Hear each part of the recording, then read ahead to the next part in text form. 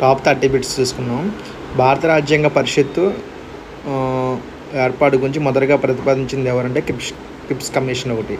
భారత రాజ్యాంగ పరిషత్తుకి ఎన్నికలు ఎప్పుడు నిర్వహించారంటే జూలై 1946.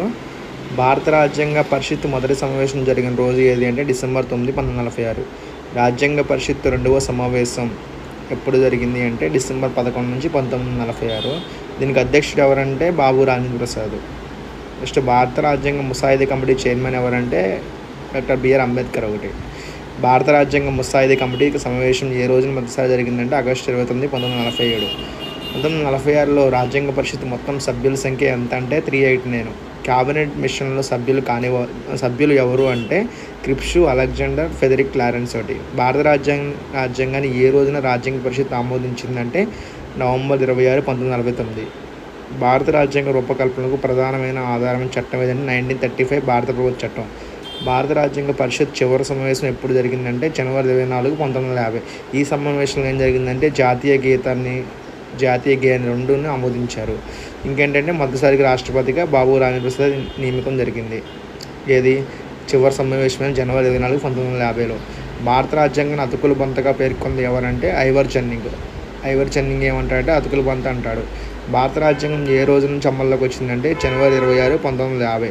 అది రాజ్యాంగం ఆమోదం జరిగింది ఎప్పుడంటే నవంబర్ 26, 1949. భారత రాజ్యాంగం ముసాయిదా తయారీకి ఎన్ని రోజులు పట్టింది ఏంటంటే 114 రోజులు. భారత రాజ్యాంగంలో ప్రస్తుతం ఎన్ని షెడ్యూల్ ఉన్నాయి అంటే మొత్తం 12 షెడ్యూల్ ఉన్నాయి. మన రాజ్యాంగం ప్రవేశికలో ప్రస్తావించిన తేదీ అనేది రాజ్యాంగం ప్రస్తావించిన తేదీ ఎప్పుడంటే నవంబర్ 26, 1949. మన రాజ్యాంగాన్ని రచించడానికి సుమారుగా ఎన్ని రూపాయలు అయిందంటే 44 లక్షలు ఒకటి. మన జాతీయ జెండా ఏ రోజు నుంచి అమల్లోకి వచ్చిందంటే జూలై 22, 1947. అది జాతీయ గేయం ఎప్పుడు వచ్చిందంటే జనవరి 1950. భారత రాజ్యాంగ పరిషత్ సమావేశంలో రాజ్యాంగ లక్ష్యాలు తీర్మానం ప్రవేశపెట్టింది నెహ్రూ. భారత జాతీయ కాంగ్రెస్ ఏ రోజున 10 సంవత్సరం పూర్ణ స్వరాజ్య దినోత్సవం జరుపుకుంటుందని జనవరి 26. రాజ్యాంగ సవరణను ఏ దేశ రాజ్యాంగం నుంచి తీసుకున్న దక్షిణాఫ్రికా. రాజ్యాంగం ప్రారంభంలో ఎన్ని ఆర్టికల్స్ కలవు 395. భారత రాజ్యాంగాన్ని ఐరావతంతో పోల్చింది ఎవరు హెచ్వి కామత్. భారత రాజ్యాంగం మొత్తం ఎన్ని భాషలను గుర్తించింది 22 భాషలు.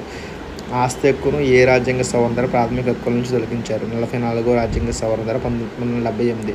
మన రాజ్యాంగ ప్రవేశికలు ఈ విధంగా రాసి ఉంది: సర్వసత్తాక, సామ్యవాద, లౌకిక, ప్రజాస్వామ్య, గణతంత్ర రాజ్యం.